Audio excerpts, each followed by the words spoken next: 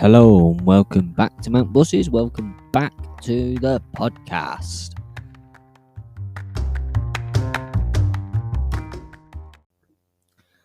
In this episode, I am going to answer a few questions which have appeared regarding a video on YouTube, which you will easily be able to find by the name Hassled by Inspectors, or my colleague said a load of BS is the other one, or it's on the New Year's Eve Stagecoach Uncut. Now, this comes from a video that I uploaded. I did upload it quite a while ago as well, but I've just recently uploaded it as a short as well, which has found a whole new host of people with a whole host new of opinion on it. General opinion is that the inspectors in question were rude. Now, let me fill you in with a bit of a backstory for this one. The backstory is, whilst at Stagecoach, I was given permission. Granted, I should have got it before I started filming, but I started filming, I got found out, and then I got hauled in the manager's office at Operation Ops Manager at the time, and it was about something controversial I said in one of the videos. But he decided, being a bit of a bus geek himself and playing geek, he watched a few of the other ones, and like we had a bit of route learning videos and stuff like that on the channel at the time, and he liked the idea. He thought it was a brilliant idea. It showed professionalism of the drivers and showed new drivers routes, and if you wasn't sure on something, you could just jump back to it. But he liked the idea, so he gave me verbal permission and kept Perth off my back to break the Stagecoach policy about cameras and filming equipment inside the cab, which you'd think is not really a big deal considering they spend the entire day filming us. There was a few caveats attached to this, which was like I had to edit out the loading and unloading of passengers, and so after I agreed to all these caveats that I had to follow in order to continue doing this, and the ops manager would have my back whilst I did it, essentially, that was the deal. Now, the problem actually arose with the fact of the manager that looked after the inspectors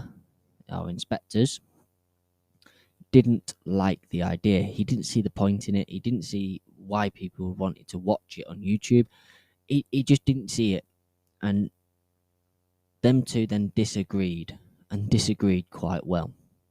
But essentially, I was left alone for quite a while to carry on doing what I was doing. By which point, though, I was sort of branching out slightly at the same point into doing stuff like the New Year's Day, where I pretty much filmed an entire shift of driving. And occasionally the ops manager would pull me in and he'd be like, look, can you just remove this out of that video and, you know, what have you. So I knew I was being watched, essentially. But he still didn't have any problem with what I was doing. Essentially, what I was doing was showing what it was like to be a bus driver in Manchester, on top of, obviously, the route learning videos that I was doing. Because at the same time, I was also doing them in my own vehicle, my own bus at that time, which I was also filming and putting on YouTube as well. So I was diversing quite a bit. And even in my own videos, I had to be very careful about what I said, because if I said something wrong, it could reflect badly on Stagecoach at the time, and then I could lose my privilege to record, because essentially it was a privilege. I was breaking company policy.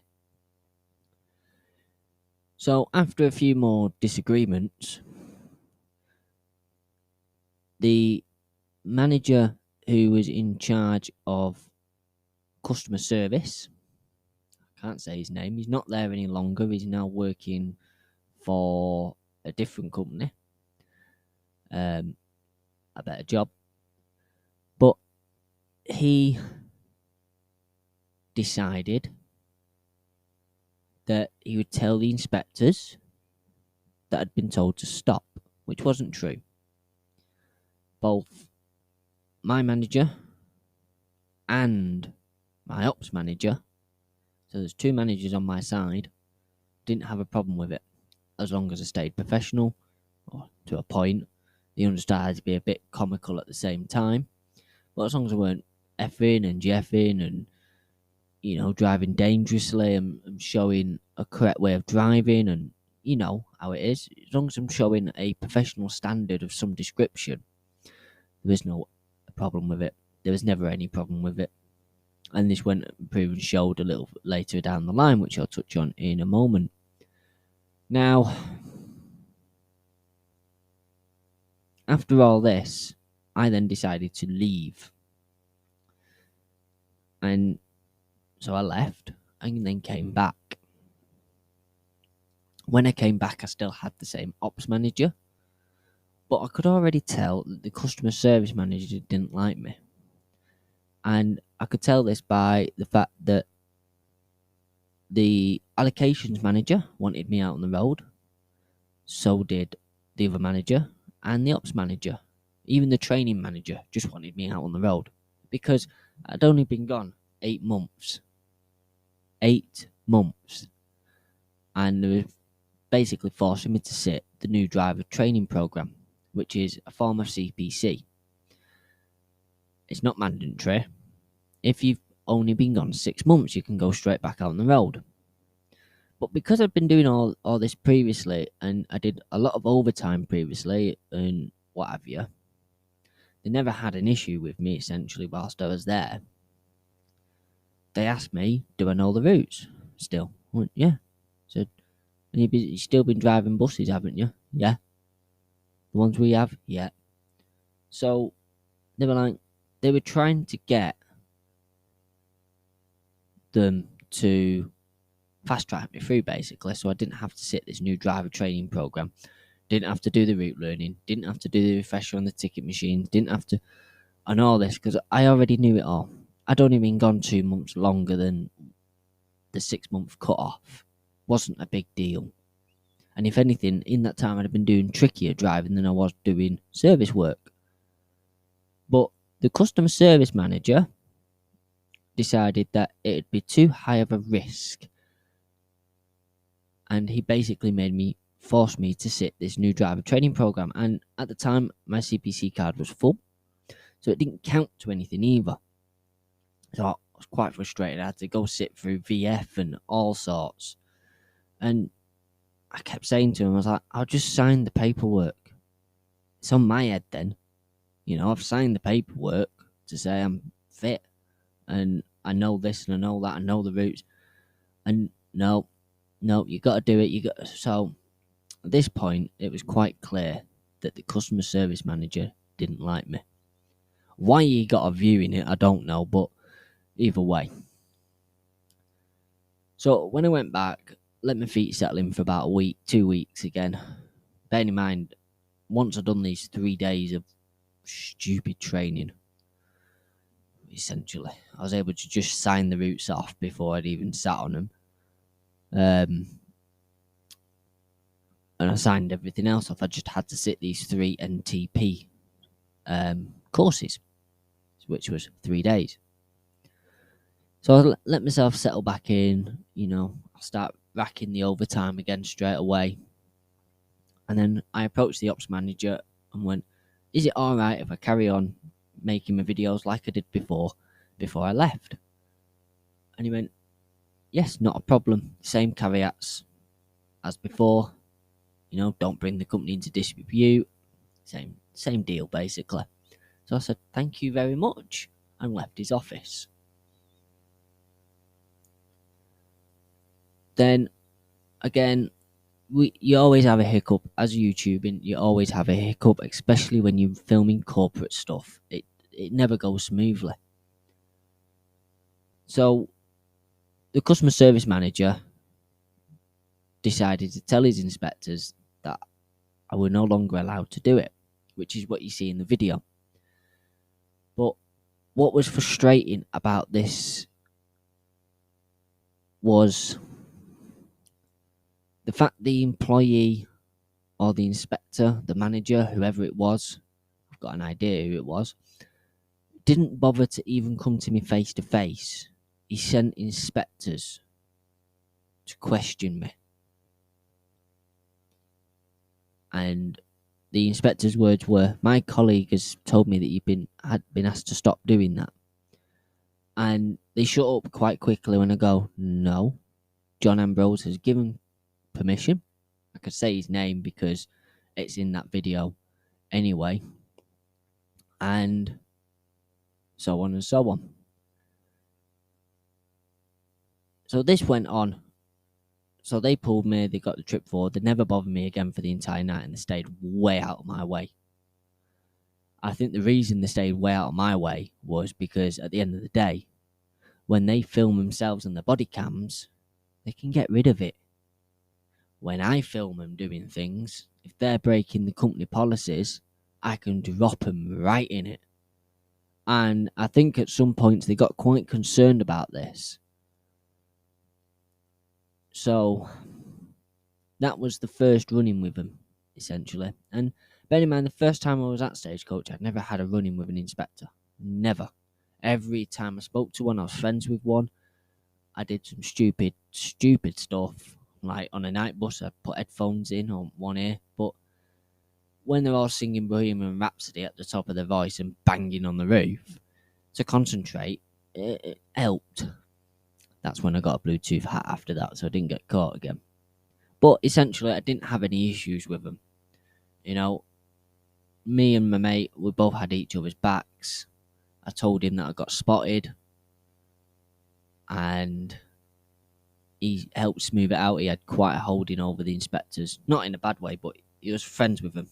I was friends with a few of them from doing part life and what have you anyway. But this one I hadn't really had any dealings with. So I hadn't really become pals as such. But essentially, he had a word and then he was like, "You're a good driver. Don't do stupid stuff. I ain't going to report you. But if anyone else has seen you do it, then it's out of my hands." And I went, fair enough. You know, they're the sort of inspectors you want. You know, he's seen you doing something bad. He knows you're a good driver. I ain't going to drop you in it. Don't let me see you doing it again, which is fair enough. And that was the only really run-in I had with an inspector. Other than that, I've always been working alongside them and have always done as I've been told by an inspector. It is in the handbook. They are a company official and they do have the right to tell you what to do, essentially. So after this one in Piccadilly, COVID hit. And the tell that I really wasn't liked, my face no longer fitted. The ops manager I had got moved. So I no longer officially had permission to film.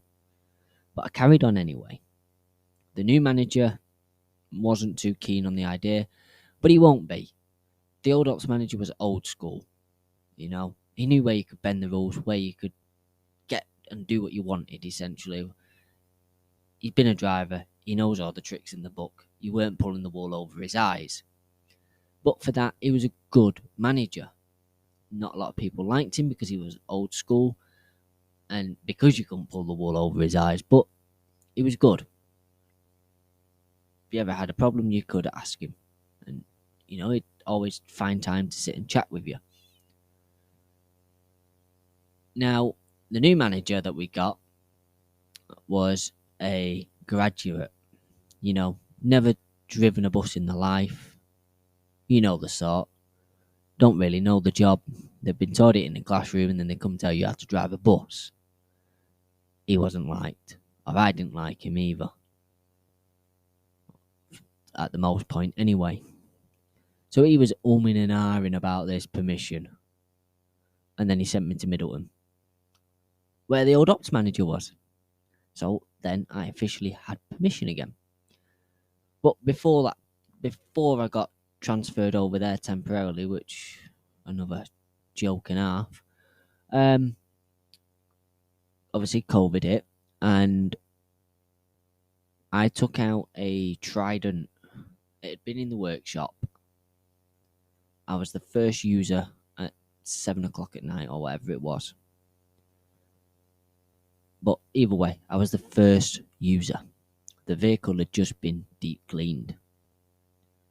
So I like my Tridents. So I knew an engineer, and he said, "Oh, such a number's 18625 or whatever it was. Is going to be off the pits by that point." So I went to the depot allocator, which is the router at the time, and I said, "Look, I've got 19456." I said, "I don't want that. Can I have 18, whatever it was? It's going to be off the pits in time." And he went, yeah, not a problem. So then when the engineer said, "I'm bringing such a bus off the pits," he went, "Oh yeah, put that on 9 bay for whatever." So I got the bus I wanted. Now, in this time, we all had to do clean sheets, which was we signed a sheet to say we cleaned it. This bus didn't have one, it just been deep cleaned. I'm the only driver. When I finish with it, it's going on the pumps, and then it'll be cleaned. So I didn't see the point in me cleaning it. And controversial, but I didn't do any of the cleaning. I was a driver, paid to drive. You know, people would rub the steering wheel with a wipe and go, "Oh, look how mucky it is." No, it's just the colour of the rubber coming off. You know? And to say I did no cleaning, touch wood, I never caught it. Where you had drivers that were cleaning and they were catching it. But that is going down a wormhole. But either way, right, so I pull into Piccadilly. I've got no radio. I'm in an old bus. It goes like the clappers. I love it. But so I pull into Piccadilly, and out of nowhere, 2 inspectors turn up. And they go, "Can I see a clean sheet?" I went, "No, I'm first use driver." I said, "It's finished with after I've done it. It's not got one." He went, "Well, have you cleaned it?" I went, "No." I said, "I've just taken it out of engineering. It's clean. It's been deep cleaned." "Well, yeah, but you need to clean it." I'm like, at this point, I want to bang my head against the window. So he's like, "Well, such a body's not going to be happy." I can't say his name because he's elsewhere still in the busing industry, but people might know who I'm on about. He said, "Oh, such a body won't be happy with this, and if I report it to him." So I said, "Fine, just report it then." I said, "I don't care." Bearing in mind, at this point, they don't know if I'm filming or not. And I could see him looking round the cab to see if there was a GoPro in the cab before they started all this charading of threatening me with reporting me and all this balls. They stepped on the platform of the bus, and you could see him looking round the cab. Because I always mounted the cameras pretty much where you could see them. Nothing was ever really hidden. There was a few buses that you could hide a camera on, but a lot of them you couldn't. So then they started with all that crap. And they were like, "Well, we're just checking all the all vehicles coming in." But yeah, it was funny how they didn't check anyone else's vehicle that was there, and no one else's that arrived after me, but then they buggered off in the car afterwards. So I watched them pull in the car. So I knew they was in the plaza. Then they checked my bus, then got back in the car and buggered off. I'm like, no. And then once you've done the job for so long, you know where inspectors are going to turn up. You know where they check. And inspectors kept turning up where you don't expect them. They kept turning up in the car, revenue checking me, doing trip fours and ticket checks and whatever else on the vehicle, making sure that I wasn't filming, essentially, because you could tell every time they got on, they were scanning the cab for a camera. And I got a bit wise to this, that it was always on nights, at night, once it had gone dark, because they thought the camera wouldn't be able to see them anymore. And so I just filmed during the day. But I was a late driver, so it was always on my first half I'd film. Then the second half, I'd film little bits at the terminuses. So I weren't really giving them anything to go at me. I mean, at the end of the day, I had permission to break the rules anyway, so what a problem. But people's general consensus to how they were, and if you watch the entire New Year's Eve video, you'll see they tell me to get off because I'm running late anyway, and then they stop me to have an argument with me about a bloody camera. And the general consensus about them all is, yeah, they've got a job to do, but the little Hitlers, basically, there was no need for them to talk the way they did to me. There's no way for them to act like the way they were. And I understand, yes, it's their job. Their job is to inspect. And this is what someone asked as well. Their actual role is, as an outside inspector, is to inspect, basically. So they'll do revenue protection with the police, checking tickets, but mainly you'll see them in like Piccadilly. Used to see loads of them when all the companies had them, but now it's only Stagecoach that has outside inspectors. And they're essentially, their role is to, if you're running 40 minutes late, they can authorise you to deviate from the running board and go, right, you go straight to there and you should be nearly back on time. Or if you say a route's an hour long and you're nearly an hour late, well, blank off, go around the corner, come back for this trip. Or if we shout you, we'll cover that. Or look, you can be on like a 142, say, and come in and they'll go, which depot are you from? I'd go, right, 256. This one, this is the information. It's not turned up. Can you run that for me? And that's their job, essentially, to balance the service. So they have to take a bus from somewhere and put it somewhere else to do, but they have to book that bus back unless it's a high frequency route like the 142, where people aren't going to miss one bus, essentially. Or like the 192s, when the bus is every 3 seconds, they're not going to notice one bus missing while he nicks that to go do a 203. So on. That is their job, basically. Their other job is to inspect the drivers. And they will report you for stuff they see you doing that's against the rules. Some of the stuff is very petty. And once they've got it in for you, they can have it in for you. So, yeah, I hope this has helped clear up where this little argument that's appeared on video, because it's the only argument that ever appeared on video, has actually come from. And yeah, I hope that's helped.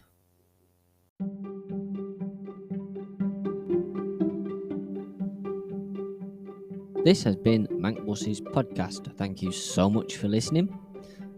If you've liked what you've listened to, then please do check out the other episodes. You can find more about Manc Buses at mancbuses.com. That's mancbuses.com, where you can find out everything about us and how you can support us. The main ways of supporting us is on YouTube, where you can become a member or just watch the videos without an ad blocker. Membership starts off at 99p all the way up to £3.99. It's nice and cheap, but it helps support us and our projects, which is our Dennis Dart SLF. You can also join us over on patreon.com/mancbuses, where the prices are the same, but we get a bit more of the revenue from you because they don't take a big enough cut. With all that said, please do like, comment and subscribe if you're watching this on YouTube, or share it out if you're watching it listening to it on Spotify. We release a video every Wednesday, some point during the day on a Wednesday anyway, and we'd love to have more of you. We now currently have over 8,000 people watching, and these is all helping with our project, our Dennis Dart, as I said previously. So there's nothing more to do other than to thank you so much for listening. Thank you for your patience, and see you out on the road, and check out the next episode. Bye from me.